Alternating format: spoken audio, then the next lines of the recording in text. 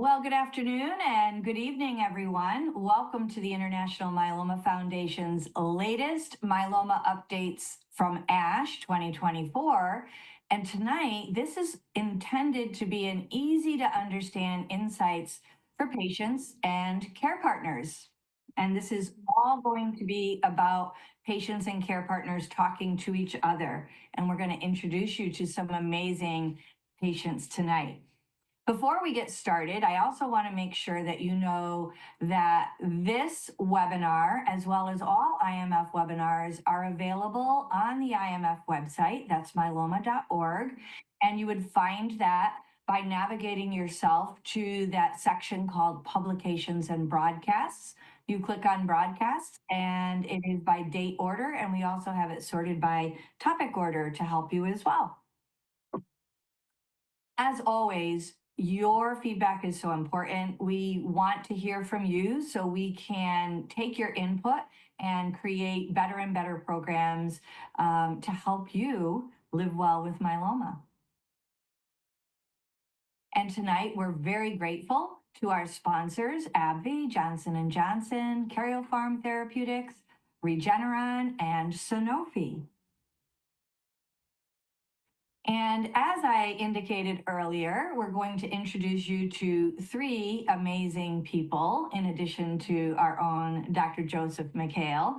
But the Myeloma Voices patients that you're going to be hearing from tonight are part of a larger team that 10 came in person to ASH and 5 attended ASH, the American Society of Hematology, virtually. And so you could see on the left here, the entire team. And this is very important to also show you on the right-hand side was a cheer that we did every day before we went into the programs. It was all about family, and that's how we feel about each other and about all of you out there. And at this point in time, Dr. Joe, I'd like to introduce you as well as the rest of our team here.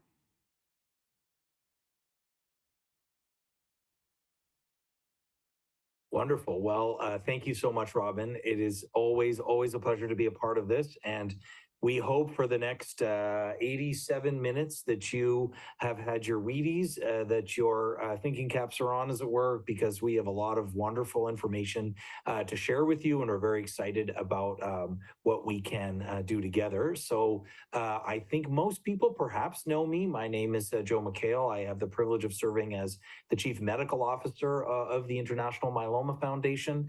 It's a pleasure to be in that role, but I do have 3 wonderful partners in crime with me here today. I'm going to ask them to each quickly introduce themselves. And why don't we start up in the Northwest with Sheri? Oh, thank you. My name is Sheri Baker. I'm part of the ASH Myeloma Voices team. I'm also a support group leader in the Boise, Idaho area. And I was diagnosed with myeloma over 13 years ago. Wonderful. It's always great to have you part of the program. Sheri, why don't we head somewhat due south to some degree of there and head to the Bay Area, and I'll ask Rob to introduce himself. Thank you, Dr. Joe and Robin, for having us on today. I'm Rob Salmon. I was diagnosed 4 years ago, and I co-lead the support group here in the San Francisco Bay Area. Wonderful, Rob. Always good to see you, my friend. And so thankful you're a part of the team. And I know this was your first Patient Voices, Myeloma Voices program, and we're just delighted to have you. And then we're just going to jet set right across the whole of the country, head to the Northeast to one of my newest BFFs, Terry. I'd love you to introduce yourself. Hi, I'm Terry Glassman. I'm from New York, the Long Island area, and I'm new in all 3 areas. We have the newest support group for Long Island. I started that in July, I believe, maybe June. I'm new to the IMF Voices and had a wonderful time nerding out and learning as much as I could. And I'm also probably the newest with multiple myeloma. I've had it for 2 years now, also with primary plasma cell leukemia. So I'm a high-risk patient, and I'm really excited to be here and share what we know or what we learned. Wonderful. Well, it is a genuine privilege to have all 4 of you with me today. Robin has introduced herself. We're so delighted, Robin, that you are the hostess with the mostess today to be with us. And You know, I give, I don't know, even count them anymore, hundreds of talks per year. And it really is a privilege when I can speak directly to patients. And it's even a greater privilege when patients join me on the stage, as it were. And so to have this wonderful group of people that I genuinely love, each of them, some I've known for more years, like Sheri, and some relatively new, like Terry, but we are part of that myeloma family. So let's dive right into it. The whole concept today is to think a little bit about what was presented at our American Society of Hematology, or sometimes we call it ASH for short, annual meeting that was held in December back in San Diego, in sunny, beautiful San Diego. Actually, the weather was quite compliant for us, and it was really a wonderful time. Just to give you a sense of the magnitude of this meeting, we had nearly 30,000 people in person in San Diego. Another 3,500 were watching the exciting events of ASH as virtual. I have the privilege of serving on the ASH executive as the treasurer, and I can tell you that we had a record number of abstracts submitted. So abstracts, of course, is a summary of someone's research that they submit several months in advance to the meeting, and then the top abstracts are selected either to be given as an oral presentation, given as a poster, or just recorded in the meeting booklet. And this year we had over 8,500 abstracts submitted. Really just extraordinary, almost 1,000 more than we've ever had. And perhaps what's most exciting, and I think Terry said that she sort of nerded out, and I'm a total geek when it comes to myeloma research, but myeloma research is the fastest growing section of all of ASH, because ASH, of course, covers all areas of hematology: leukemia, lymphoma, hemophilia, sickle cell disease, bleeding disorders, everything to do with blood. But myeloma is the fastest growing, and we had 1,200 out of those 8,500 abstracts that were specifically related to multiple myeloma. And so our plan this evening, or this afternoon, or this morning, whenever you're watching the replay, we know that nearly 1,000 of you have signed up to be a part of this program today. We're going to cover 7 major topics, although I'll give you a hint that there is going to be a bonus 8th, but let's focus on the 7 for now. We're going to have 7 topics where I will plan to very briefly give you a quick overview of what was presented from the scientific standpoint and give you kind of Dr. Joe's take on it, meaning trying to make it a little bit more straightforward so we can understand it. And no matter what level you come in today, whether you're just newly diagnosed, have had myeloma for many years, we want to make sure that there are fruit high and low to be able to pick up and understand and learn, because these are exciting times in myeloma. I say it all the time. I've been involved in myeloma research for over 20 years. I have never seen a year like this last year. It is really remarkable. Every year I get to say that because of how much is changing. But these are the 7 topics we're going to discuss: smoldering myeloma, frontline myeloma, new approaches to maintenance therapy, early relapse, late relapse, MRD guided therapy, or minimal residual disease guided therapy. We'll explain what that is. And then lastly, what we think of as patient-centric, although all research should be patient-centric, focusing on the patient experience and quality of life. And we'll discuss those as we go through. Arguably the most talked about abstract at ASH this year in myeloma. If I were only allowed to present one abstract, it would be this one. It was the Aquila trial, which was a phase 3 trial in high-risk smoldering myeloma. And again, I'm not going to go through every aspect of this, but by the way they defined high-risk myeloma, and we know it's not always the same. There are different ways in which we define high-risk myeloma. Smoldering myeloma, not regular myeloma. These are patients, of course, there's a spectrum between people who already have active myeloma, but prior to that, we know that people go through a phase of smoldering myeloma, and prior to that, a phase of MGUS, or monoclonal gammopathy of undetermined significance, where they have a little bit of protein, but it hasn't grown to a point that it could damage them. Smoldering myeloma is a challenging area because we don't know exactly what to do, especially at higher risk smoldering myeloma. So it's even closer, if you will, to active myeloma. What do we do? Do we treat like myeloma? Do we just wait and watch? Or do we do what this clinical trial designed to do, which was to say, what do we give daratumumab, or Darzalex, a single drug? Let's give it the way we typically would give it, initially weekly, then every other week, then once a month, for about 3 years. and compare it to not giving anything, which is currently the standard of care. We don't normally treat high-risk smoldering multiple myeloma. And let's follow those two groups over time and see what happens to see, does that daratumumab prevent people from developing active myeloma? Could it give them a longer time without myeloma? And could it even mean that they live longer? That was really some of the big question. And I'm not going to go through all the details of these studies. I'm typically going to show you one or two slides from each study. This one, I have more slides than all the others pretty much. But I want you to notice, first of all, that on the red line, so those are patients that receive the daratumumab, at the 2-year mark, 80% of them still didn't have active myeloma.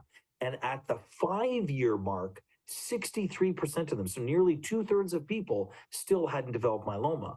Whereas when you compare that to those patients that were just observed appropriately with the right kind of testing and imaging on a regular basis, 2/3 of them, or 63%, almost 2/3, were still in remission at 2 years, but that dropped down to 41% at 5 years. So the difference between those two curves is really quite dramatic. So yes, giving single agent daratumumab prevented people from getting myeloma more quickly. And arguably, what really dropped a lot of jaws in San Diego was when we saw this slide that demonstrated to us that people actually lived longer when they had had the daratumumab versus the active monitoring. So at 5 years, 93% of patients were still alive, as opposed to 87%.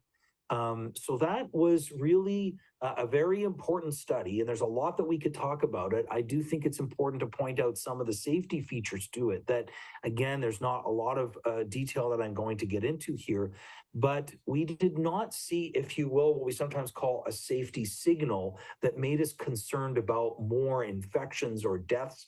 There were more infections in patients that had daratumumab, but this didn't actually translate into more deaths as we look at the safety of this study.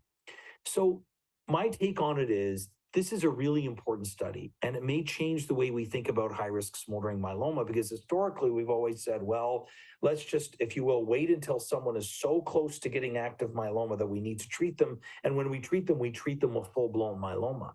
But here we're saying maybe there's an intermediate space. Maybe we can delay the progression of myeloma to active disease with just 3 years of daratumumab. Now, 3 years of daratumumab is still quite a treatment. I'm not making light of it, but compared to the kinds of treatments we give to people at active myeloma with 4 drug combinations plus or minus a stem cell transplant, this is really important. I think it's a little premature to say we're absolutely going to treat everybody with smoldering myeloma, because this was done in high-risk smoldering myeloma, or that even we have to treat everybody with high-risk smoldering myeloma. We need to see more follow-up and understand this study more, but it underscores the importance of a conversation. We really need to have a discussion with our patients about what can be done in high-risk smoldering myeloma. And lastly, to give you another flavor, although this was perhaps the most important study, there were other studies, for example, this study that actually combined 2 drugs to give to patients with high-risk smoldering myeloma. In this case, it was carfilzomib and lenalidomide versus just lenalidomide alone, or Kyprolis and Revlimid versus just Revlimid alone, because previous studies had shown some benefit of Revlimid alone. And even to a further extreme, one study looked at even giving people CAR T-cell therapy with high-risk smoldering myeloma. So lots of questions here, lots of things that we need to sort out.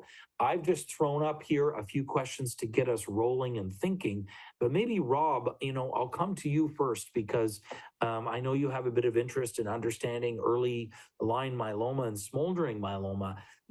For you as a relatively newly diagnosed patient a few years ago, and for Terry as well, when you listen to this, what is sort of your reaction to that? What is your gut feeling when you hear that maybe single agent daratumumab can delay active myeloma?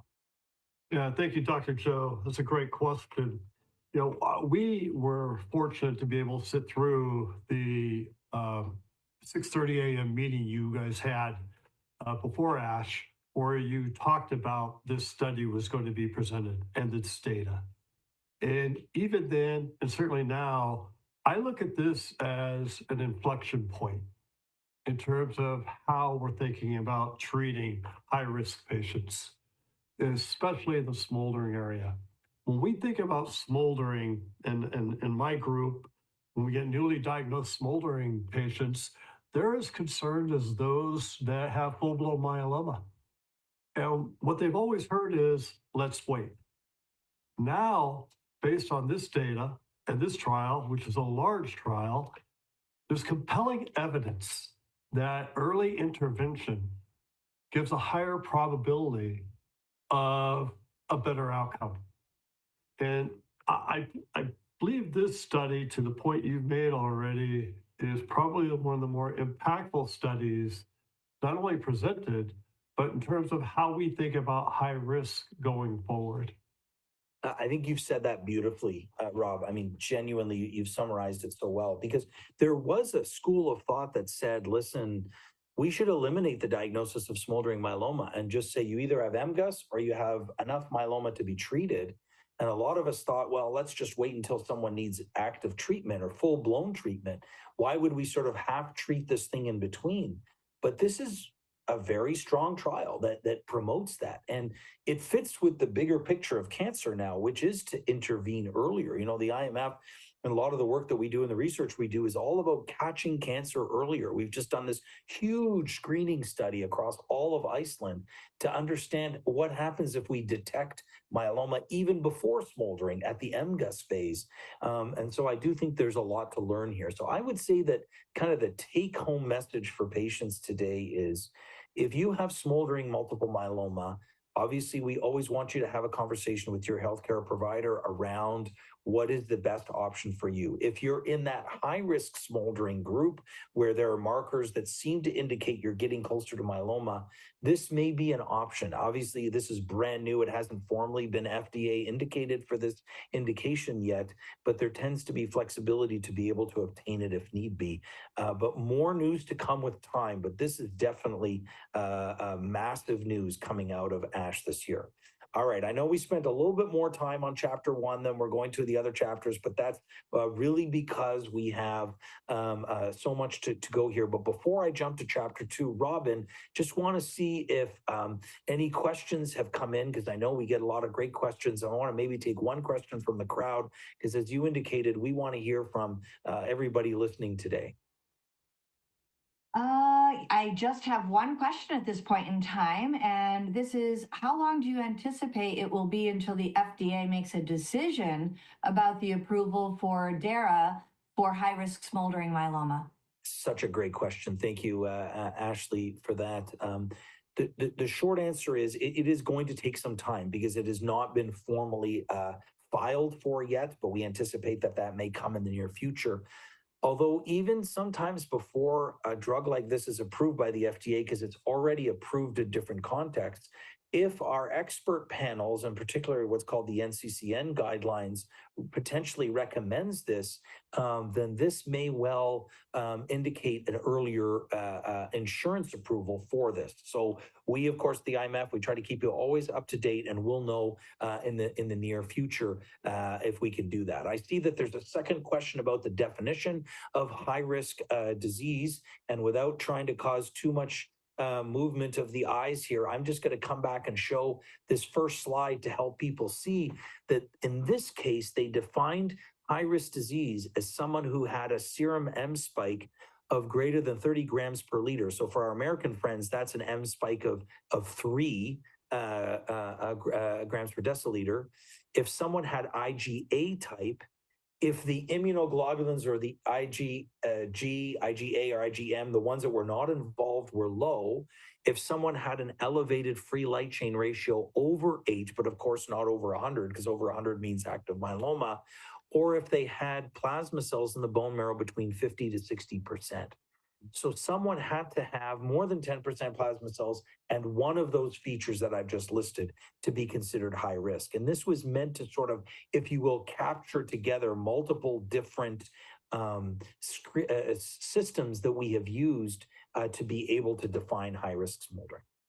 Well, I think we're going to move on to the next one, Robin, just because there could be so many I see other questions coming in. We'll try and get to them towards the end. Let's move now to frontline myeloma. And I highlighted this study because although we've seen it before, this was updated. This was a trial from our friends in Germany who looked at, and I'll show you the picture, makes it a little bit easier, who looked at giving 4 drugs versus giving 3 drugs for patients who were typically going to have an autologous stem cell transplant as their first-line therapy in multiple myeloma. Those 4 drugs were adding isatuximab, also known as Sarclisa. So this is an anti-CD38 drug, or a drug very similar to Darzalex. And that was being added to what historically we've used before transplant called RVD, or Revlimid, Velcade, and dexamethasone. And so the concept here was, can we do better if we give people 4 drugs versus 3 drugs? We know that the FDA already approved the use of 4-drug combinations for us with other combinations, ISA VRD, for example, on patients not going to transplant, but for those going to transplant, it had been Darzalex VRD. But what was interesting about this study as well was it was looking very carefully at what depth of response people could get. And in particular, could they get to that MRD negativity, or literally no measurable disease? So we're going to talk a lot about MRD today, and MRD is a way, I think of it, I sometimes call it the wet Q-tip test, right? You vacuum your floor and your carpet and you think it's clean and it looks clean, but if you really want to know it's clean, take a wet Q-tip, go down there and see if you can find any dust. And so what we do is, when someone's bone marrow looks like there's no myeloma left in it, we do that wet Q-tip test and we look at it different ways. And I know Terry is an MRD expert, and she's, I'm sure, got some good MRD questions for me later that we'll get to. But it is a sign that a drug or a combination of drugs has worked really well when we can get that super deep response. And here, remarkably, 2/3 of patients got into MRD negativity with just 4 drugs for approximately 4 months. It was 3 cycles of 6 weeks, and a single autologous stem cell transplant, potentially a second transplant, but the majority received 1 transplant, versus just under 50% of those people that only had the 3-drug combination plus the transplant. So really, there is quite a remarkable depth, and that depth translated into what we call PFS, another phrase you'll hear a lot today, progression-free survival. That just refers to how long is someone still going along without progressing, without their disease waking up again. And you see how the purple line is above the green line. The purple line is reflective of those patients that got the 4-drug combination. And sadly, every time someone relapses, the line dips down a little bit more. But you can see that it stayed above the green line because those 4 drugs seem to work better than the 3 drugs together. By contrast, we had another frontline study in patients who were not planning to go to transplant.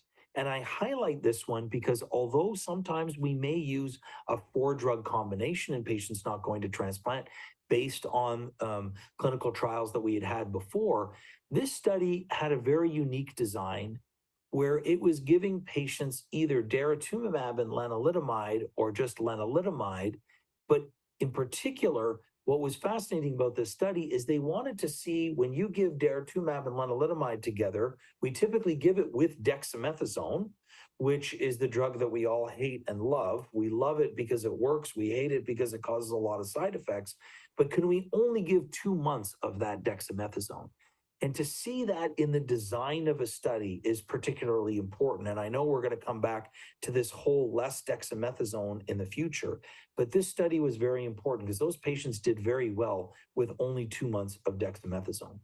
So as we think about what's happening in frontline myeloma, it's almost dizzying to know what's happening. But the bottom line is quadruplets or 4-drug combinations have really become the new standard of care. We give either daratumumab, or also known as Darzalex, or isatuximab, also known as Sarclisa, with 1 proteasome inhibitor, usually Velcade or sometimes Kyprolis, that's either bortezomib or carfilzomib, plus lenalidomide as the 4-drug combination. So 1 monoclonal antibody, 1 proteasome inhibitor, and 1 immunomodulatory drug with some dexamethasone to boost the effect of those 3 together.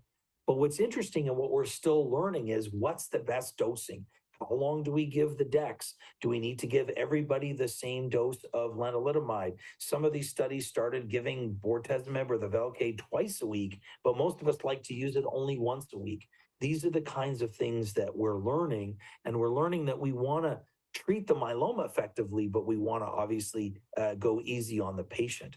So I'm going to open it up to our group here, Sheri, Terry, and Rob. I know you're all interested to some degree in frontline therapy, but what does this what are you learning from these things that we've seen? Do we get the sense that really it's for drugs for all?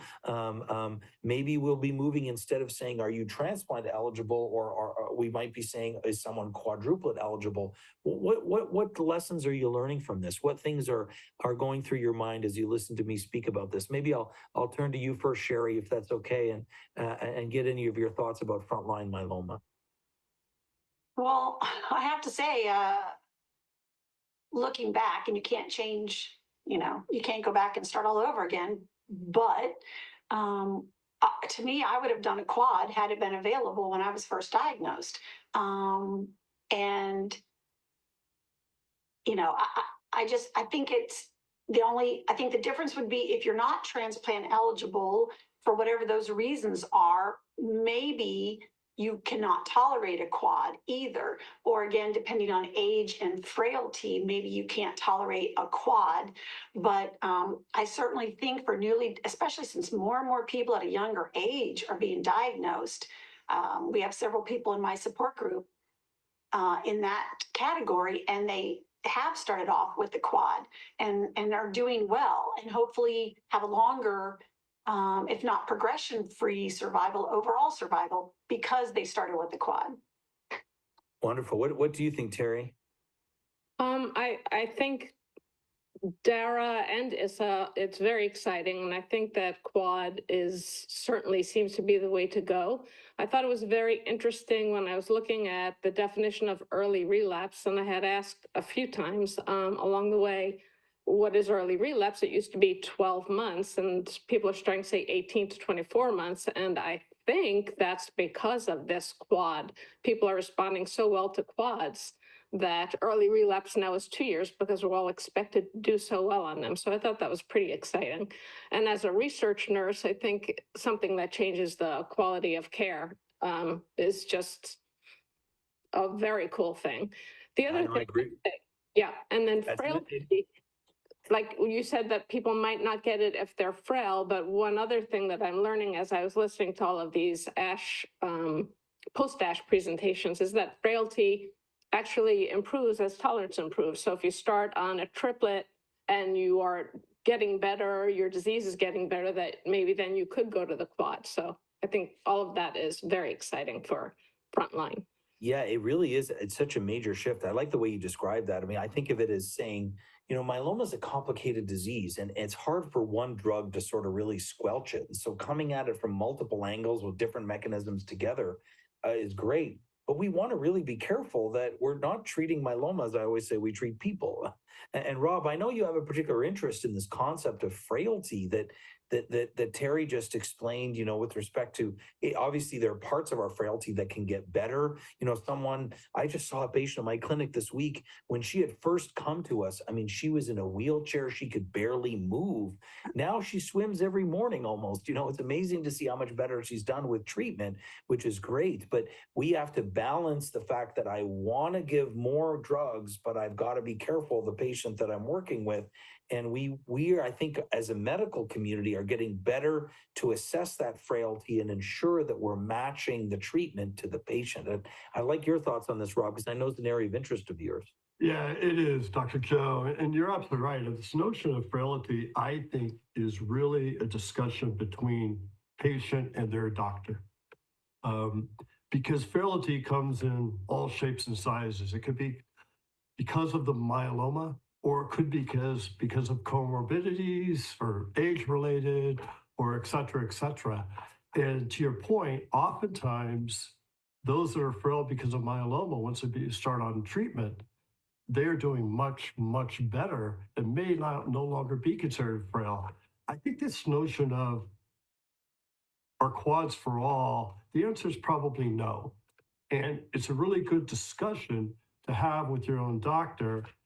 But I don't think it's about transplant or not transplant eligible. I think it's been proven in trials that quads work in both areas, and anti-CD38s, regardless of which one it is, are showing compelling data and evidence that they are prolonging survival.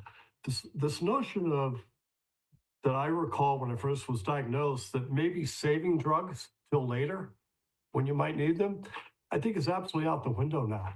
I think there's so many treatments available with so many more on the way that if you are eligible for a quad, it is something you should think very seriously about doing because the data is so compelling. So well said, Rob. I think we just summarize this section. I mean, this has been so important that we do want to give the best therapy possible up front. We don't save the best for last, right? I always say, great for a Hallmark movie, not for myeloma, right? We want to use what we have earlier on, and of course match that to the patient. And a lot of times people can be frail, for example, initially, but we think of it as sort of this concept of dynamic frailty where people actually get stronger with time. And so we can alter their medication. And furthermore, as people respond and do really well, we can often de-escalate their therapy a little bit, right? We don't say people are on quads forever. We eventually start to back that down a little bit, which of course is a nice lead into what we'll be discussing in a few chapters from now. But this has been really helpful. I really appreciate everybody's comments in the area. It really is amazing what has changed. And now the downstream implications of quads are part of what we're going to be looking at together when we think a little bit about our next chapter, which is going to be maintenance therapy. And I know there's a particular area of interest of Terry's, but I'll come back to a few studies. We got some updates on this study that we had already seen before. It wasn't surprising. I know there's lots of letters and numbers on this screen, but let me simplify it for you. This was one of the key studies that helped us learn that 4 drugs were better than 3 drugs when people were going through transplant. But interestingly, if you look at the right-hand side of the slide under where it says maintenance, patients also got 2 different approaches after their transplant, which was to just go on R or Revlimid maintenance, which is the standard of care, or to get 2 drugs in maintenance, adding daratumumab to it. Now, these patients had already had some daratumumab before and after their transplant, but they kept them on daratumumab up to 2 years. And I won't get into too much detail here, but kept them on up until 2 years based on their MRD status. If someone became MRD negative, then we could stop the daratumumab and just stay on Revlimid alone. So this principle had been introduced before, but what was new to us at ASH this year in these last few months was the AURIGA study that wanted to directly compare these 2 strategies. Now, interestingly, these patients cannot have had daratumumab before, so it's kind of hard to apply to someone who got a quad up front because this study was started before we were giving quads, but it still was important because it taught us that 2 drugs were better than 1 drug in this context, that we could get deeper responses. And I just throw this up too, because it was amazing to see how many of these 1,200 abstracts that I described before, some of them were now looking at even more complicated, but interestingly, more diverse ways of adding to maintenance therapy. So instead of just giving lenalidomide alone, what if we added teclistamab to it, or a bispecific antibody that we're going to describe a little bit later? And I'm not going to give you the results of this study. I'm just giving you a sense of where the field is going back to what Rob shared with us, this notion that we don't want to save the best for last. We want to be rather intense early on, because the deeper the response we can get, the more durable it's going to be that first time, and we can kick the can, as it were, much further down the road so that patients don't have to experience that relapse. So my take on maintenance is that right now, lenalidomide alone is still the, generally speaking, the standard of care, but we know that we can do better. We know that we really can do better in high-risk patients. Patients with high-risk disease tend to relapse a bit more quickly. So we don't want that to happen. So we typically give two drugs. Historically, we gave a proteasome inhibitor like bortezomib or Velcade, or sometimes Kyprolis, carfilzomib. But now we have growing data for using both daratumumab and isatuximab. I didn't show you the second half of that German study earlier, but they were looking at isatuximab in the maintenance setting as well.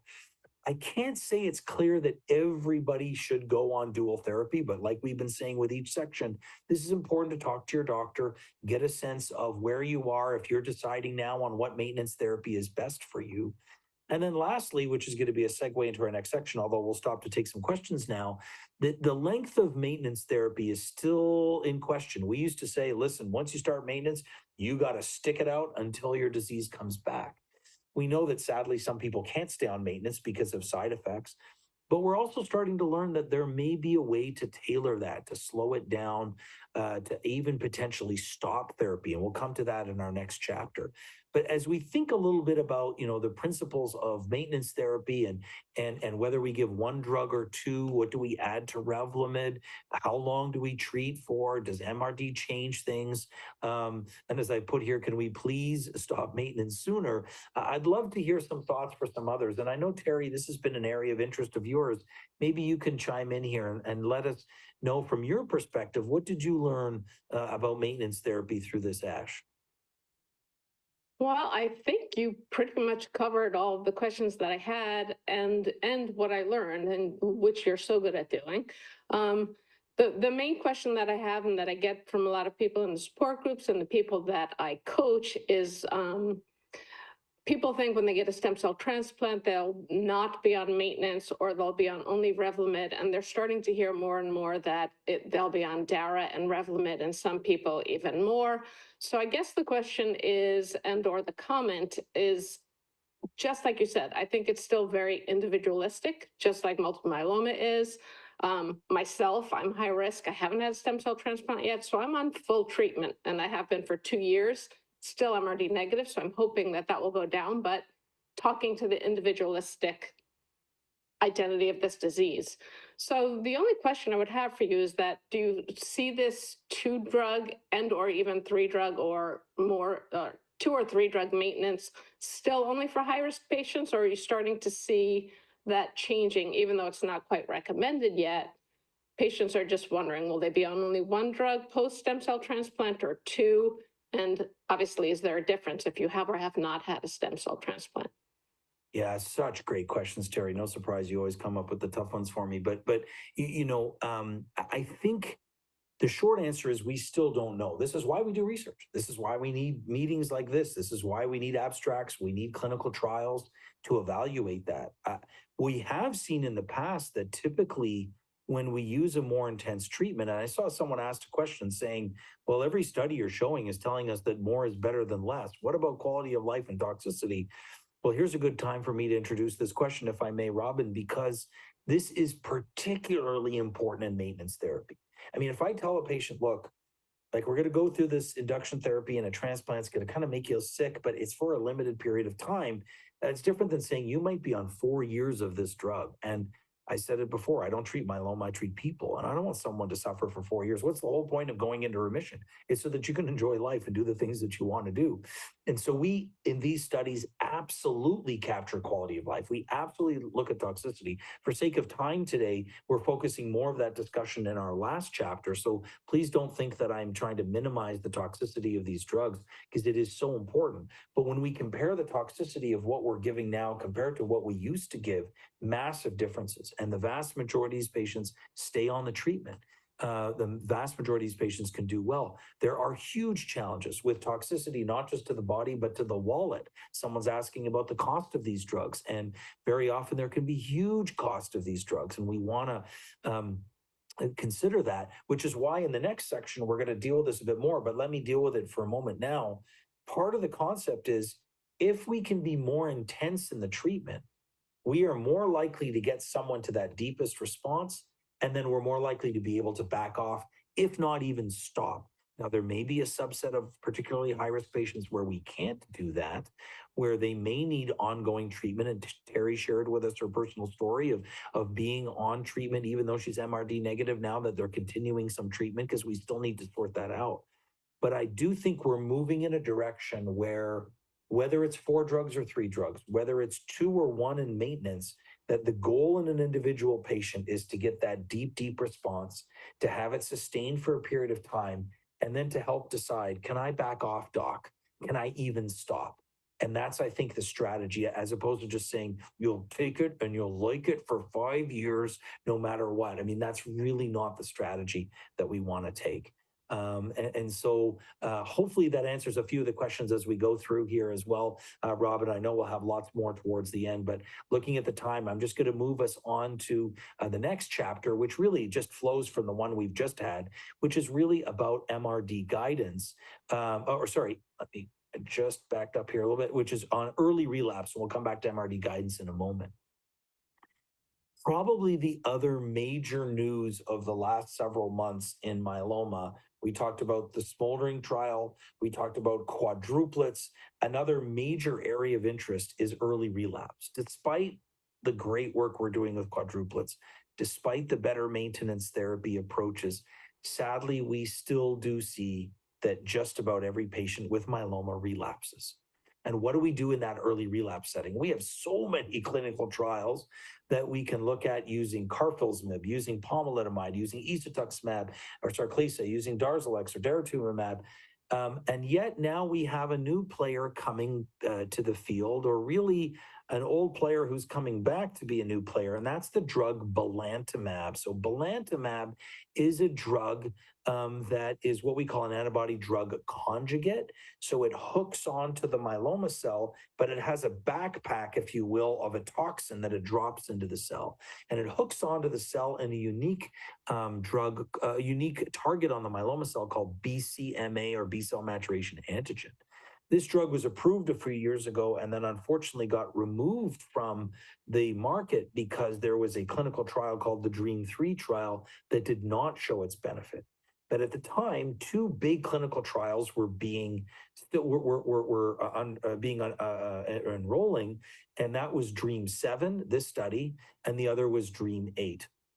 I'm going to briefly mention DREAM7 because we got an update on DREAM7, and this is interestingly a study that was 3 drugs versus 3 drugs. So for the person who said before, hey, wait a minute, you keep showing us studies that are more drugs than less, no surprise, the more works better. Here it was 3 drugs versus three drugs. So I go back to the introductory slide. It was belantamab with Velcade and Dex versus Darzalex versus bortezomib and Dex. So in some way, it's kind of going belantamab head to head with daratumumab or with Darzalex. And here we even saw this trend of improved, not just progression-free survival, which we had seen before, but now overall survival. So this was very exciting to us. This built on the work we saw earlier in the year at ASCO, which is the American Society of Clinical Oncology, which was yet another triplet versus triplet. Here it was belantamab Pom-Dex versus Velcade Pom-Dex, so kind of going head-to-head with Velcade. And it showed a significant benefit here in progression-free survival as well. So this is quite exciting to us because, especially with the conversation I had a little bit with Terry and with Rob earlier about frailty, there are patients who may not be able to be candidates for more intense therapies like CAR T-cell therapy and bispecifics that we're going to describe in a moment, but they may be eligible for belantamab because it's a little bit easier to deliver. On the other extreme, we saw an update on some really great a really great study of using CAR T-cell therapy earlier, the CARTITUDE-4 trial that led to the FDA approval of us giving CAR T-cell therapy early in relapse. And it was quite impressive to see how deep and durable these responses were, that they were better than when we gave CAR T-cell therapy in much later line. Again, going back to Rob's statement about, not saving the best for last. When we intervene in a more aggressive way earlier, people can do better in the long run. And then we're now even seeing bispecific antibodies. So bispecific antibodies, very quickly, you remember, these are drugs, they're called bispecific because they have two arms. One arm hooks onto the myeloma and one arm hooks onto a local T cell to activate that T cell. T cells are kind of like soldier cells in our body to help destroy the myeloma. When we do CAR T, we take T cells out of a patient and we manufacture them and multiply them so that they can be put back in the patient and destroy their myeloma. But here we don't have to take the T cells and give them back. We just give a drug that directly hooks onto the T cells. And we even saw a study like this one where we're using teclistamab even in early relapse.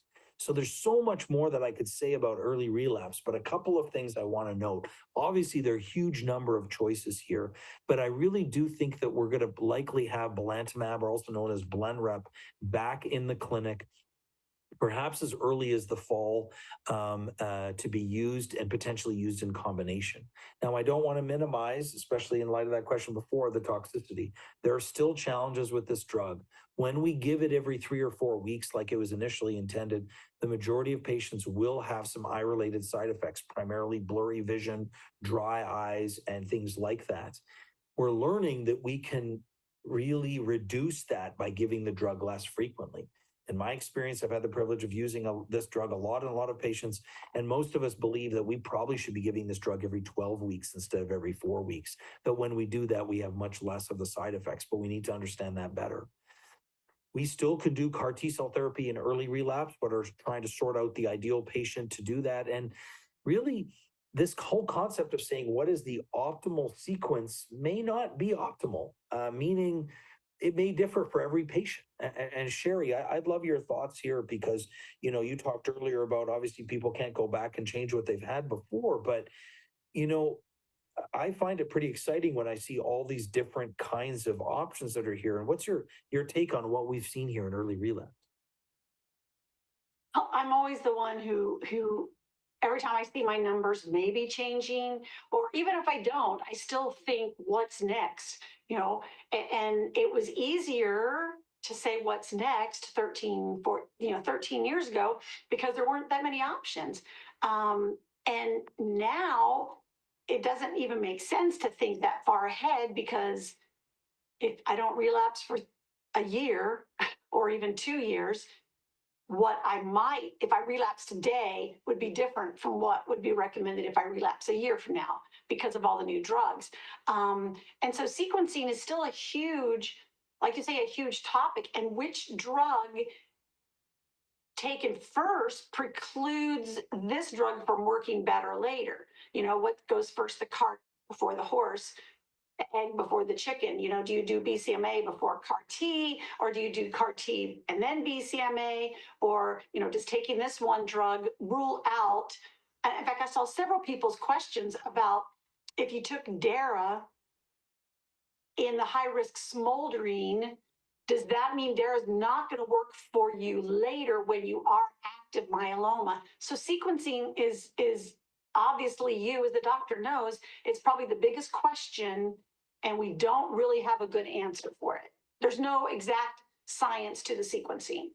Yeah, and that's a huge priority of the International Myeloma Working Group that's listed on the bottom of our slides here that we at the IMF have the privilege of hosting. As we try to answer those questions, no one doctor or one clinic or even one hospital system can answer that. We need the collective wisdom of all, which is one of the things that we do. I'm not trying to be too much of a commercial for the research we do at the IMF, but this is so important to us to try and answer those questions. But as you said beautifully, Sheri, it's not just what's sort of theoretically out there. It's what about that individual patient? Like, what is best for that patient? And I like this problem because it tells me I have choices. I remember the days where we didn't have choices in myeloma. So it's good to have choices. And sometimes patients come to me, just like you said, Sheri, and say, well, Dr. Joe, if I were to relapse, what would you give me? And I said, well, it's kind of like asking me, what am I going to order at my favorite restaurant in 6 months from now? It kind of depends what's on the menu then, and I don't mean to be to belittle it or make light of it, but when you're not relapsing right now, it's okay to ask the question, what would I be treated with? But the field is changing so quickly, it may be different. Someone says, oh, this is how much my house is worth right now. But if you're not going to sell it, does it really matter, right? It matters when you come to want to sell your house. So again, I try to think of analogies that help us walk through this, but it really is amazing. And I'm going to be very happy if we do have BlendRep back in the clinic, because it gives us those choice. And what we're learning, for those who are really sequencing experts out there, we are learning that actually for most of these therapies, we can go from one to the other. We can go from CAR T to bispecifics. We can go. There may be some reduced benefit, but we still feasibly can do that. And I know for time's sake, we're going to have to move on to our next section. But Sheri, I really appreciate your insight here, because it's been really helpful. And in quick answer to those individuals who are asking about daratumumab, one said, well, what about their next treatment? That study did look at what happened on their exact first treatment for active myeloma if they progressed. And those patients that had the daratumumab did not have any compromise in their treatment. In fact, they did just as well, if not better. So it did not look like getting daratumumab at high risk smoldering prevented them from getting quality treatment later, and potentially even daratumumab later, assuming they didn't progress while on it.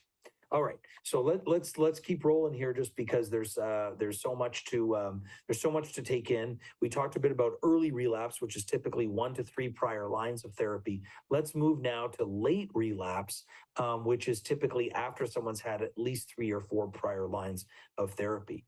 And maybe one of the other most exciting abstracts of ASH, and maybe I'm a little biased because the first author is my mentee and a dear friend of mine, Kara Freeman from Moffitt, was looking at a brand new CAR T cell therapy. We have 2 CAR Ts approved now, ide-cel and cilta-cel, also known as Abecma and Carvykti. Well, here's a third one now called anito-cel, which was evaluated and studied. And there was almost 100 patients on the study. The response rate was remarkable at 97%. So kind of like what we've seen with cilta-cel or Carvykti. It's a little bit early to know how well people do in the long run, but it was very gratifying that about 80% of people still hadn't progressed at 1 year. And these are people that were quite heavily pretreated with multiple myeloma. But maybe what was particularly fascinating about this study was that we did not see any of the delayed, what we call neurotoxicities that we've sometimes seen with Carvykti, which sometimes has been a real concern for us. But albeit a very small proportion of patients, we've seen some patients experience some very concerning later neurological effects like Parkinson's and Guillain-Barré and other things like that. And we haven't seen that. Now, it may still be too early to rule on this, but it really was exciting nonetheless to see it happen. Furthermore, I described bispecifics earlier, and we already have 3 approved bispecifics and likely to have a 4th one with linvoseltamab in the very near future. But I'm going to highlight very quickly 2 other bispecifics that are being developed. This first one, which the artist formerly known as ABBV383 or etentamig, was fascinating to me because it has a bit of a different biological makeup. But what was interesting about this study, as it was given in this case in a combination, was that it could actually be given without step-up dosing and could be given only once a month. So a lot of our bispecifics, people have to get baby doses first to get their body adjusted to it so they don't have what we call cytokine release syndrome or that reaction to it. But also we could ultimately be just given once a month. So that could make it a lot easier to give in the outpatient setting and give in the community. I know Rob often reminds us that 80% of myeloma patients are treated in the community. Only about 20% are treated in big academic centers. And so if we have drugs that are more accessible to people, we'll talk about health equity in a few minutes, but we know that is a very important phenomenon that would be valuable if we could give it more easily. The other bispecific I quickly highlight is cevostamab, and I comment on cevostamab because remember, a bispecific grabs onto myeloma and a local T cell. And here, I know there's lots of letters here, but if you look at the picture, what's called anti-CD3, that's what grabs onto the T cell. But the other one that grabs onto the myeloma here grabs onto something called FCRH5. that is a target on myeloma that we currently have no drugs that are approved for use to target that part of myeloma. So, myeloma is an ugly beast, and we want to figure it out. We want to find different ways to grab at myeloma, and this is yet a new way to do that. And we saw even in patients that had drugs that target the other target we usually use with bispecifics, BCMA, and even those who had the other target, GPRC5D, that here now with this third target, we could still find activity against multiple myeloma. So it goes back to what Sheri said in terms of, I don't want to burn bridges for other treatments, but if I can come at myeloma in a different way, I'm not burning a bridge at all. I'm just using a bridge to get to another treatment. And then lastly, on the side of the toxicity that someone was asking about, I thought there was a fascinating presentation by this group here looking at tocilizumab, which is a drug that we often give to reduce the side effects of the bispecifics. And here was used for the 3 bispecifics that are currently approved, teclistamab, elranatamab, or talquetamab. We instead of waiting until someone has a bit of a reaction, then we jump in and give the toci, they're looking at, well, maybe we can just give toci right off the start. And the results are not finally definitive yet, but I can see more of us moving in this way. And there's some centers that have already adopted this as the standard of care. So, wow, what can I say about late relapse? There's so much to say here, Robin, but new therapies are being developed. I'm excited to learn more about anito-cel over time. I'm very interested in these new bispecific antibodies, and particularly etentamig and cevostamab, that will likely make it easier to give. And we want the experience for patients to be easier and smoother. And maybe it will be that we'll start to give drugs like tocilizumab right off the bat. But lots of potential questions here. Maybe Terry, I'll ask you to comment first. As someone who's a little bit earlier in the myeloma sphere, what do you think about all these options that are coming? What jumps out to you in the things that we've discussed here? Oh, you may be on mute, Terry. Sorry. No worries. What really jumps out to me is the new binding sites and also the different release patterns. When you talk about T cell health and what drugs take when, I think it was the etentamig that maybe there was a little bit better T cell health because it released the T cell, something like that. Maybe you can speak to that. I thought that was very interesting. And then anito-cel, just to have a new binding site for those of us that are just thinking, you're always thinking, when will I relapse? And like you said, you don't want to look too far ahead because so many new things are coming. So to me, it's very exciting to have these different mechanisms, the way they work, and or different binding sites. So I just might be interested in hearing a little bit about what you think about that etentamig. Did I get that correct? That there's no, you did. You're so good. I love the research nurse coming out of you there and that discussion. But the concept here is, we love to use someone's own immune system to attack their myeloma. And one of the key parts of our immune system are these T cells, because they're like soldier cells that have the capacity to be trained. The problem is we don't want to run down those soldiers so hard that they stop being able to fight. And so the analogy that was used with the etentamig was that it was kind of like a Velcro effect, that it could, hook onto the T cell and engage it, but then let it go and give it some rest. But while it went after another T cell to engage it. So it was kind of like building in rest for the soldiers, which is important, of course, as we think about it. And as we develop these next wave of immunotherapies, I think this is going to be particularly important. Sheri reminded us the importance of sequencing and so on. And as someone has been treated with multiple therapies before, to be able to give a drug that still preserves their immune system to be able to be used and leveraged to conquer their myeloma is going to be really important. Before I jump to the next section, Rob, I just want to see if you have any comments or thoughts here too. Yeah, just a couple of comments, very specific to the bispecifics. We saw compelling data around teclistamab and how well it was doing in a community setting versus an academic setting. Very comparable. And we also saw other data in another trial that showed that teclistamab is well tolerated in frail patients as well. So when we start combining a few things, having bispecifics available in a community setting that, not everybody lives near an academic research hospital. Many people live 200, 250 miles away and for a variety of reasons can't get to a research hospital. But if we can administer more of these really outstanding new treatments in a community setting where people don't have to absorb the cost of travel, or they're just too frail, so it's just not going to work for them, we are going to continue to create better outcomes for everyone in myeloma. Yeah, you so beautifully said, Rob. I'm just so thankful you said that, because this is not just a health equity issue. This is an accessibility issue. This is pragmatic. We want people to be able to be treated close to their home. And we're going to come back to one of the studies you just commented on when I make a quick comment on frailty. It's going to have to be quick because time is just flying here, Robin. I don't know who sped up the clock on us, but it's so true. And I think what strikes me about the data, Rob, that we perhaps have not seen in the past with the older regimens and the older drugs we've used, is that when these real world evidence studies are being done, like you quoted, meaning a drug gets approved based on a clinical trial and people say, oh, those people in the clinical trial were really healthy. They didn't have other medical problems. What about those people that weren't eligible for trials?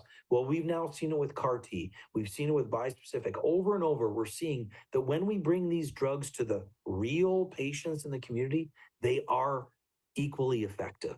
And that's so encouraging to me, because we couldn't say that before for the previous treatments. And that is a sign that we can deliver these kinds of therapies, I think, more effectively in the community as we want to make sure that everybody with myeloma has the chance to be treated. All right, I know Robin is going to pull me off the stage here in a couple of minutes if I don't keep moving. So we have two last sections here. I'm going to be relatively quick on this one because I think we've really covered much of this. But I did want to mention that our Greek friends did a fascinating study where, and I saw someone asked a question about when do we stop maintenance therapy. They wanted to look at, can MRD help us learn to stop lenalidomide maintenance after someone has had an autologous stem cell transplant? This has also been a great area of work of a dear friend of ours, Luciano Costa, from UAB, University of Alabama, who's also been studying this and looking at what happens even when someone goes from MRD negative to MRD positive, and does that predict a relapse? And I know I'm not covering this section in great detail, but I wanted us to realize how important depth of response is in myeloma. Yes, there are some people, for the reasons we don't fully appreciate, never get to MRD negativity,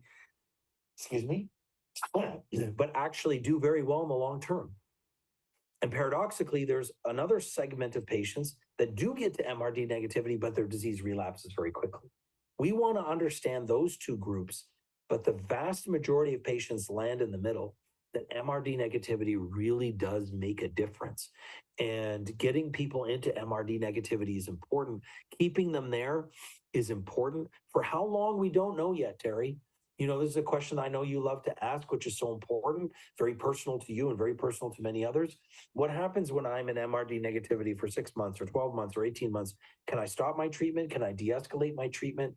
We're still having to learn that, but it excites me that we're starting to have these conversations, because I really would love to find a way to be able to stop treatment in these patients.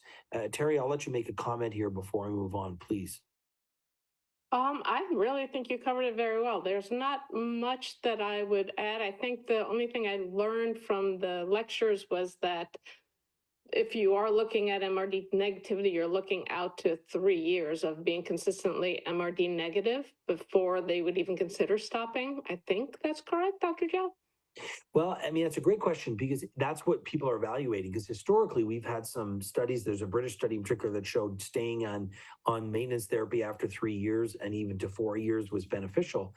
But there is some of these studies are saying we might actually be able to shorten that time if someone stays MRD negative for 12 months. Like, let's say they're 12 months from year 2 to year 3 or year 1 to year 2, we might be able to stop or at least de-escalate them. So you ask a great question, and I hope we'll have more of an answer to that over the time to come. But the take-home message I think today is that MRD is an incredibly powerful tool, and we're getting better at using it, and I think we're going to use it a lot more in the very near future. All right, we've come to our last chapter because I know time's going quickly, and we've called this the patient-centric or quality of life study. And I'm just going to very quickly show you 5 slides from 5 different studies, make super quick comment. The first was by another dear friend of mine and mentee, Rahul Banerjee from Seattle.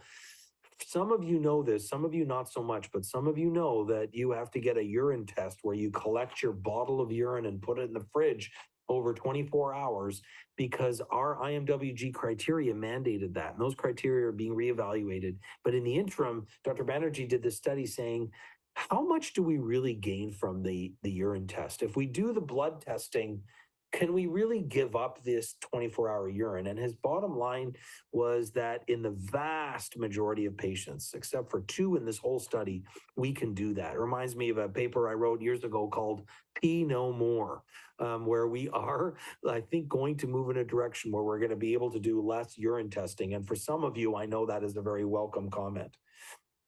Number 2 was Dr. Urvi Shah from Memorial Sloan Kettering is doing this really remarkable study to try and see if a high fiber diet can actually influence the progression of myeloma.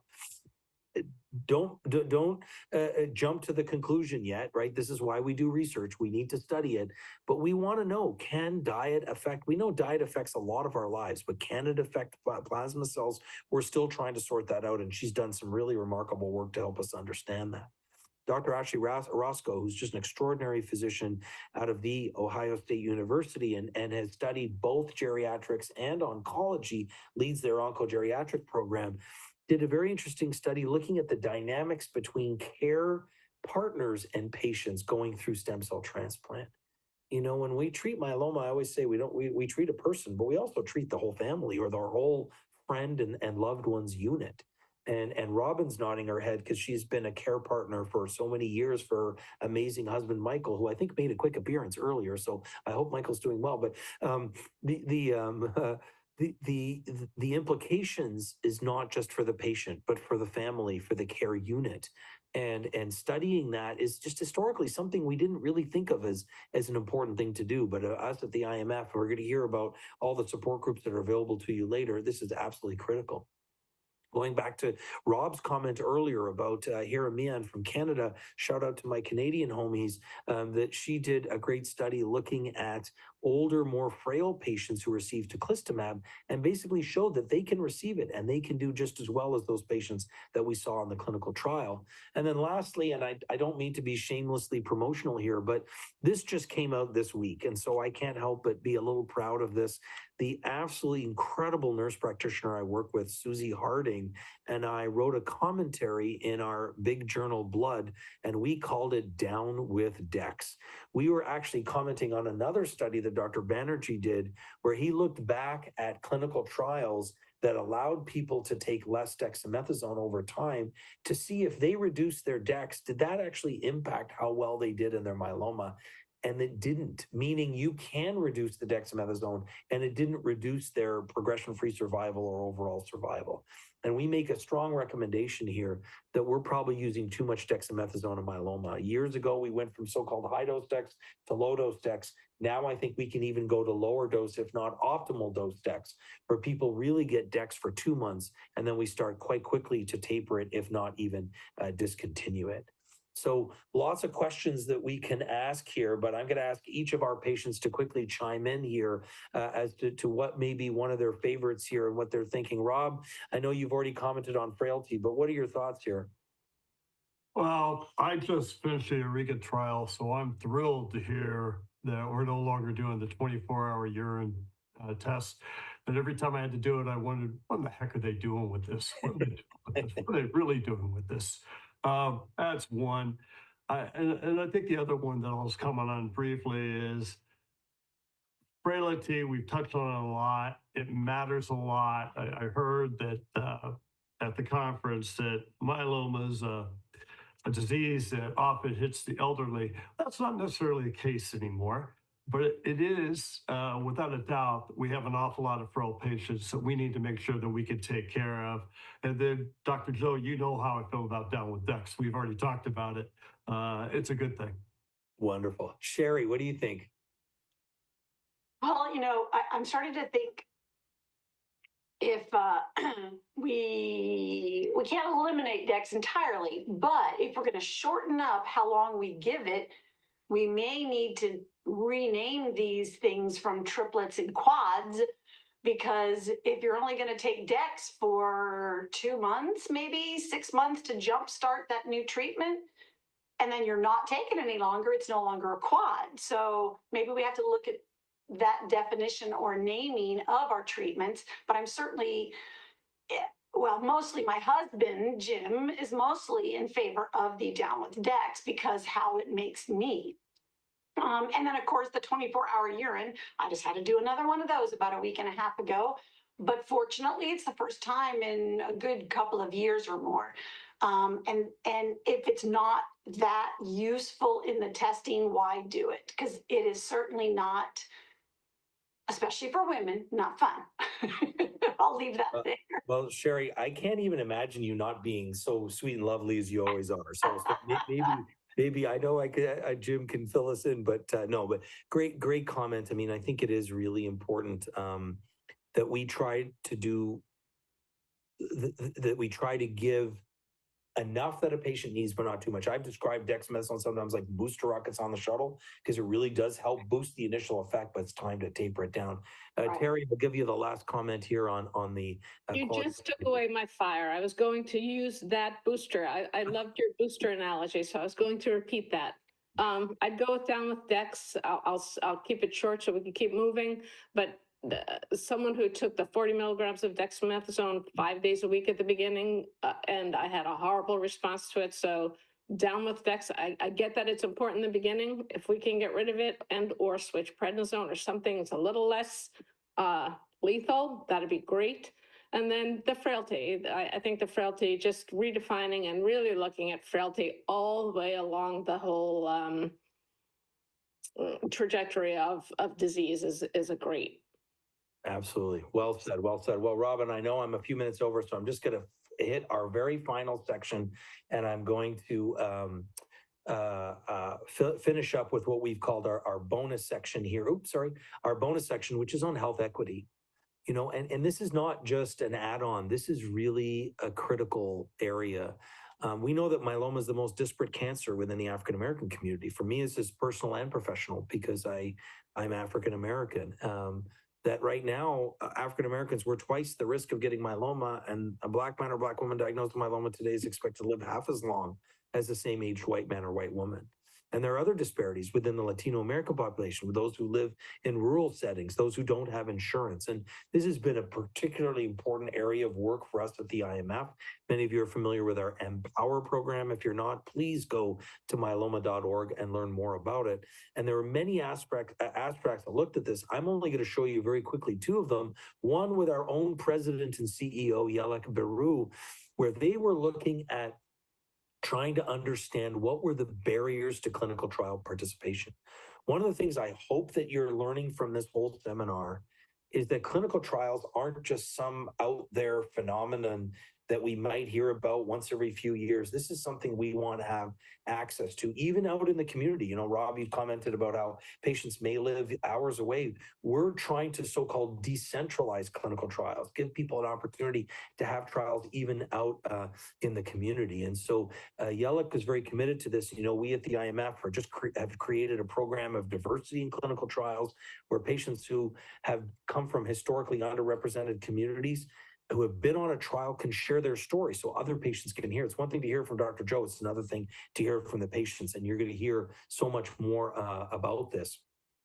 And then, again, there was one abstract that I had the privilege of presenting where we looked at what was the difference in perception and in beliefs between patients and their providers based on race and ethnicity when it came to their treatment in multiple myeloma. And we need to understand the world is a diverse place. And if we think if every patient wants the same thing, then we're losing out as physicians. If patients realize that their preference is really important in the journey, and hopefully, if there's one thing we want to do in this seminar tonight, is not just to educate you, but to empower you to recognize that your voice and your opinion matters in the care that you receive.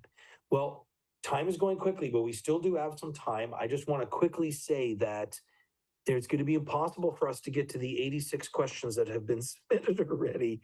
But remember that we keep track of all of these. And I do every 4 to 6 weeks, I do a set of videos at a studio in LA where I go and answer a whole number of these questions. Some of them, the crew only gives me 60 seconds to answer. Sometimes I'm allowed a bit of a longer answer, but we'll try to get through as many of these as possible. Robin, I'll let you guide us through this because there are so many of them that are just pouring in. But maybe before we look at those questions that have come in, I do think that there are a few studies, there are a few questions that were submitted by even our panel here that I think is important for us to look at. And the first was, what about the flu shot for myeloma patients? There was a study that looked at giving a more aggressive flu shot system of giving more. And again, this needs to be discussed with every individual healthcare provider.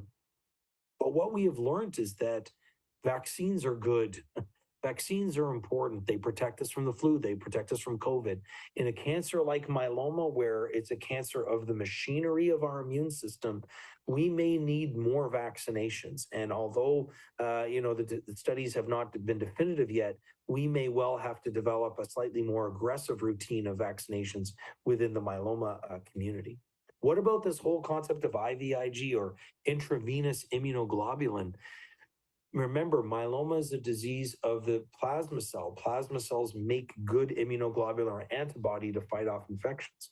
A lot of the treatments we give reduce the body's ability to make immunoglobulin or IG, so we can replace that with what's called IVIG. And we've evolved in our thinking in this. We're becoming much more liberal in using IVIG. I can tell you, in every patient I give a bispecific or a CAR T to, we immediately put them on IVIG. And we have seen a nice, thankfully, big drop in infections because of that. It's not perfect. It doesn't protect against all infections, but it clearly reduces the risk. Lastly, what about mass spectrometry? Mass spectrometry is really just another way to look at the proteins in our blood. We're doing this with a very precise method. It's not been fully vetted yet. Very few centers have it available yet.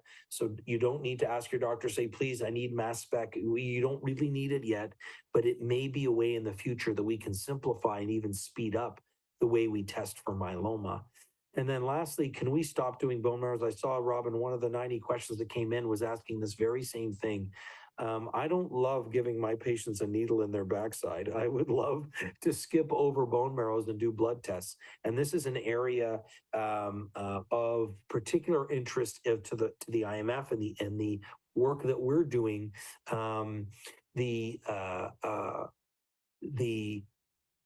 concept of being able to replace a bone marrow with a blood test to detect the recurrence of myeloma or understand someone's myeloma through a blood test. The quick answer I can give you is that it's not quite ready for prime time, but we're moving in that direction. I do see a day where we will be able to do less bone marrow testing because we can capture more of this in the blood. But Robin, I'll turn to you to see which questions you want us to start addressing between me and the rest of the great panel here, because I see them just streaming in. Yeah, and they're all amazing. And we're now up to 92, Dr. Joe, so no pressure there. But there are a number of them that are so good. And again, I know that you're going to be looking at these, collecting these later, and coming up with a lot of different resources to answer these. So there's a good one here that I hear a lot of people talk about in support groups. What about T-cell exhaustion? This is question number 79. Is it still a problem if you change the target, for example, going from teclistamab to talquetamab? Great question. So both drugs work on the T cell, but they work on different targets on the myeloma. We're still studying this. Absolutely, we have taken patients from teclistamab to talquetamab or vice versa. It can be done. most of us feel that it may be helpful to have a little period of break in between. Give those T cells a little break, whether that break should be 4 weeks, 8 weeks, or 12 weeks. It kind of depends on what people's experience has been. If it's possible, we try to give a different kind of therapy in between those two, even if it's just for a period of time to give those T cells a break while keeping the myeloma in check. But we do know that we have been able to take people directly from one to the other. If we had a perfect test, by the way, to measure T cell health, it would be easier. And we know that a lot of our colleagues are working on this. Our dear friend Nizar Bayless up in Calgary, Canada, he and others have devoted a lot of their life to trying to do a T cell index. If we had that, it's not quite ready yet, but it's being worked on.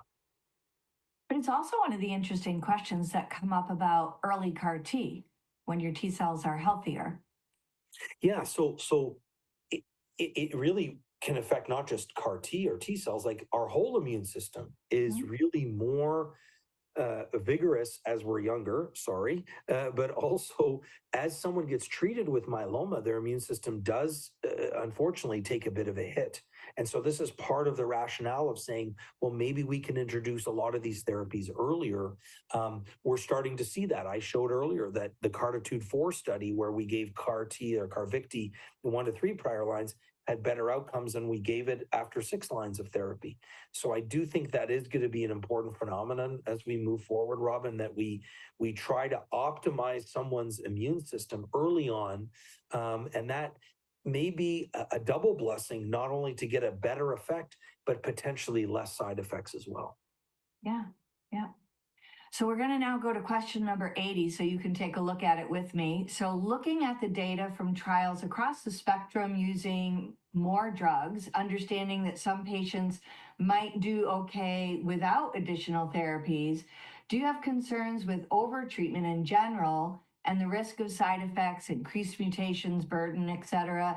And is there a test that can be done in vitro for some therapies like BunRep to test efficacy before introducing unnecessary toxicities? There's a science. Terry, you must love this. It's a nerd science question that we love. Yeah, and I know where it's coming from, Lisa. Thank you. No, it's a fantastic question. Absolutely, I am concerned about overtreatment. We are learning that in some respects, as we said before, more is better, at least more mechanism of action. But I think what we're also learning is that if we can give drugs that when we use them together, they don't have what we call overlapping toxicity. Like if you have 2 drugs that cause the same side effect, you put them together, that really can worsen that side effect. But if we can have drugs that don't have that overlapping toxicity, and if they work so well that we can reduce the number of drugs someone's getting or reduce the time that's on it, that to me is how we can reduce the risk of overtreatment. If we did have a perfect test to say, oh, you're going to have toxicity from drug A, or you're going to respond better to drug B, oh, of course we would do it. We don't have that now. We've tried in different ways to capture that. But I think the way I would try to look at this whole field, Lisa, and for all those who are asking this kind of question, is saying, we have to prove, first of all, that 4 is better than 3, for example. But then we also want to prove, can we reduce the 4 down with time? How long does someone have to be on 4? This is all part of that evolution. And that's why even in our chapters tonight, we add that section of quality of life, because we don't want someone to think after they leave tonight, oh my goodness, I'm just going to be treated with drugs forever. I'm going to get this huge bill. I'm going to have this huge problem. I'm going to be, a frequent flyer to the clinic going in every week. That's not the goal. The goal is if we can hit the disease hard and strong and then back off. That's really the bridge to cure.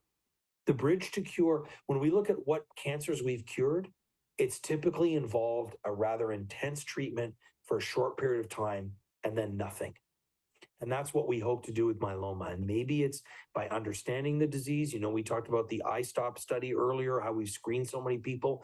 We hope to learn from that study. Maybe if there are certain things that we don't know yet that are associated with developing myeloma or so-called causing myeloma, are there things in our own genetics and our environment, whatever else? We want to try and look at every way possible to cure myeloma, to either prevent it, to delay it like we saw with high-risk smoldering myeloma, and then indeed to treat it if it's there and get rid of it as quick as we can so people can go back to their lives. Okay, so watching the time, I'm wondering too if Terry, Rob, and Sheri, do you have any follow-ups or questions that you want to bring in at this point as well? Or we could go to another question while you're thinking and ask you too about the definition of high risk. We know that that's been challenging and changing, and there are a number of questions in here about how do you define high risk? So that's another really difficult question, but the short version is that we are developing a newer definition or updated definition because as we understand the disease better and the biology of the disease better, we make it better. But right now, we primarily think of high risk as when we look at one of two things. One, the genetics of someone's plasma cells. So these aren't your inherent genetics you pass on to your kids. These are what we call cytogenetics. These are the genetics of the plasma cells. When we see a certain things that we know are indicative of higher risk myeloma, we call that high risk. Things like translocation 414, the so-called P53 deletion or the 17p deletion, which means the P arm of your chromosome. Remember, chromosomes are P's and Q's and numbered. We have number 17, the section P. There's an important gene there. When it's gone, there can be high-risk disease. And thirdly, when there are changes in the so-called 1Q area, when we have extra copies of 1Q. That's typically from the cytogenetic side what we see. But then there's also some things we might see clinically. If someone has plasma cell leukemia, which is just a fancy way of saying those plasma cells that normally live in the bone marrow have escaped out into the peripheral blood, or someone has a very heavy burden of so-called extramedullary disease or disease that is outside the bone. Those two things we typically think of as constituting high risk, but we are revising those definitions to be more precise over time. And Dr. Joe, this brings up the really big, important question of the importance of a collaborating team of doctors, right? And so you have your local wonderful hemonc that you absolutely need and respect. If you wind up in the hospital with a high fever, you've got to have that well-established relationship, but then bringing on board all these other doctors that we need. So the myeloma specialist, can you talk a little bit about the importance of the team? Yeah, we really believe in that. You know, myeloma is not a lone ranger sport. It takes a village to care for myeloma patients. And the vast majority, you know, Rob reminded us earlier, 80% of patients are treated in the community. But we also believe that it's very important as much as possible for a myeloma patient to be connected to an expert in myeloma. Myeloma is complicated. It accounts for about 2% of all cancers. So for a community oncologist that's taking care of all sorts of tumor types, it may be difficult for them to keep up with all that's happening in myeloma. We try to do it as much as we can virtually. Sometimes it requires in person, depending on where people are. We can help you at the IMF with this by going to myeloma.org, by reaching out to our info line. Teresa and the team there with Paul and Missy are an amazing group of people that are always interested in helping out people find an expert. I know in a minute you're going to share with us, Robin, a support group that is also, I think, part of that team for both the patient and their care partner and their community that they're in. Because that's really important. This is a big part of what I do. Most of my patients are actually being treated by a community oncologist, but they come to me for advice and guidance around what should be the next treatment, how should we give this treatment, and that level of detail really helps. And so we want to support people any and every way we can, which is why we have seminars like this, why we do the Q&A, why we have so many of the resources available to patients. But having someone on your team who's an expert in myeloma, we believe is an important part of their care. Yeah. And I think, Dr. Joe, as we wind down to the last 2 minutes, I want to remind everyone in the beginning of this presentation, we talked about where you can find the replay of this slide, and there have been a number of questions coming in. So again, you'll go to myeloma.org, you'll click on that little top box that says publications and videos, and then you'll see all of the videos listed there, and you can select this one as well. I want to start talking about some of these resources where after this program, you can maybe join a support group if you don't already have one. And Terry and Rob and Sheri are all leaders of local support groups. And you could see we've got about 160 of them across the country. If you go to support.myeloma.org, you can find one near you. And that's my wonderful team. We're missing our newest member, Yara, who is out on the West Coast. And many of you out there on the West Coast have already started interacting with Yara. So please reach out to us. That's our email address, where we're happy to help you. If there is not a group in your area, we can start one together.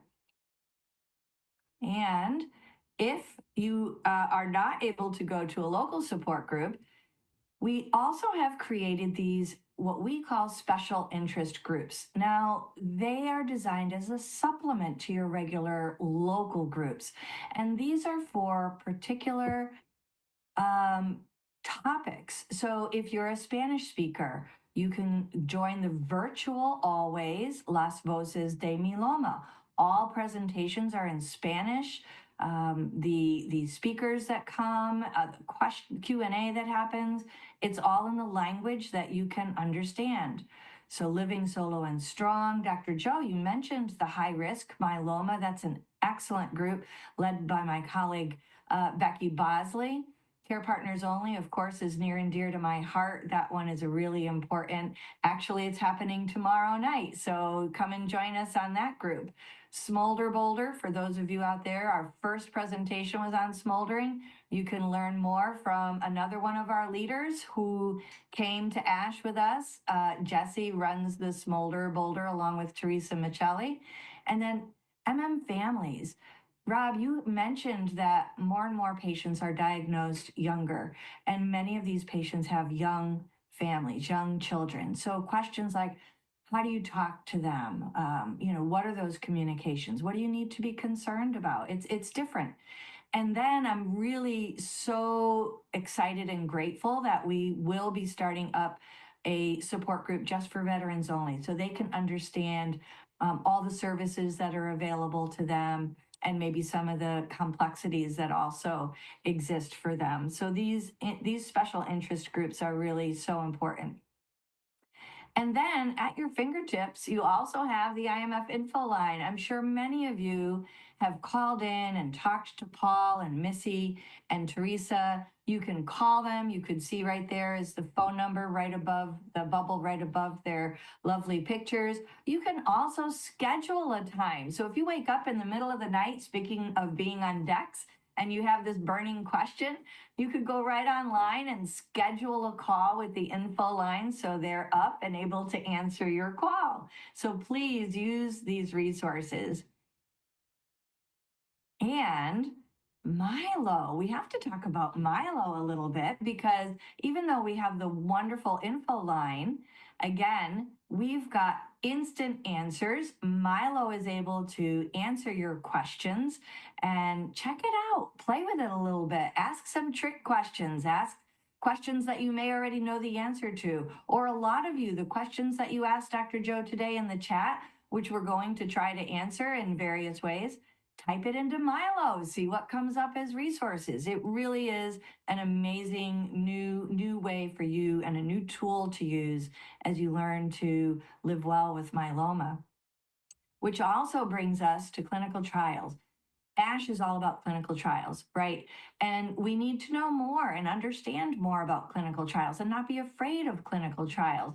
And so the IMF has collaborated with Spark Cures. It's now on the IMF's website, and you can learn more about clinical trials and what might be in your area, what might be specific to you now, and maybe in your near future. So these are just things that you can continue to learn about and check out and talk in your support groups about. All of these publications that the IMF has, one, of course, they're available on the website. And those of you that like to read things on the website and save paper, great. Those of you that really like to have that paper publication in front of you, they're free. Go on the IMF website and ask, click on that button that says, send me these publications, and they'll be coming right to your mailbox. Now we have to wind up with some other, we want to wrap up here with additional seminars, live 2025 seminars. We will have 4 patient and family seminars in the United States this year. You can see on the map, some of them we've dropped in some pins for you. And then 10 community workshops. And so what do these mean? On the left, you see the patient and family seminars. They're 2-day programs, and you could see the locations and the dates. So maybe take a quick screenshot here or come back to this slide later. And then our community workshops, which you may know as regional community workshops, we're kind of calling them now community workshops because if it's virtual, it's really not regional anymore. It's a community. So here we have 3 virtual workshops coming to you in 2025, and then 7 in person in these cities. So I hope that you are able to join us in person or virtually at all of these upcoming programs. And Dr. Joe, I'd like to give it back to you a little as we wrap up. Oh, and here is that slide again showing you. It does say publications and broadcasts. I will tell you that the website is updated. This says videos. So we'll change this stagnant slide, but just be aware it's publications and videos that you're going to be looking for.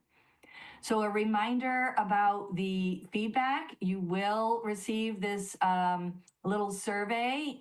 You can complete it now, or if you're getting a little tired, we're going to send you an email and you can complete it later. But the important part is that you do let us know and you do complete it. And we also, Dr. Joe, you and I know that our sponsors are wonderful: AbbVie, Johnson & Johnson, Karyopharm, Regeneron, and Sanofi. And I think that I would be remiss if we didn't thank the entire Myeloma Voices at ASH team. They dedicated, they were up at 4 and 5 a.m. and they stayed up until, 11 and 12 at night. And their brains were exploding, but I think their hearts were also exploding with good hope in a good way. I say exploding, right, Sheri? Yeah. Rob and Terry, 2 of you were first timers to ASH, and we gave you some advice. Hang in there, wear comfortable clothes, get your rest. And Sheri, you've been there, done that a few times with us now. So thank the 3 of you and thank the rest of the 10 Myeloma Voices at ASH Team 24. It just shows the power of the patient, how our voices matter. And Dr. Joe, without you, where would we be? Thank you for explaining things, breaking things down so we can understand them, and then have those good conversations with our loved ones, with our care team, and just to have hope for the future because it is brighter than ever. Wonderful. Thank you so much.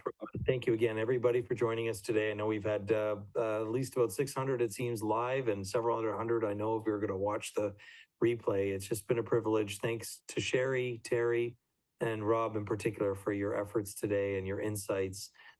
It means so much to us all. So thank you, and thanks everybody for watching.